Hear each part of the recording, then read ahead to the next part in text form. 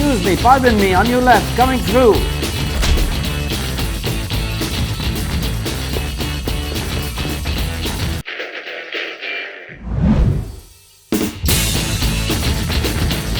Lifelong learning, robot proof.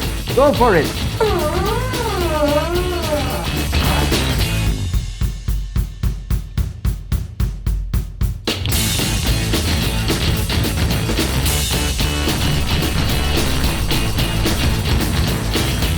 One sausage, please. I'm in a hurry.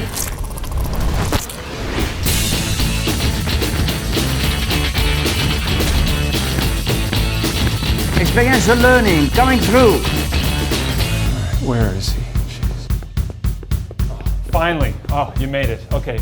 Oh, You have the speech. of course I have the speech.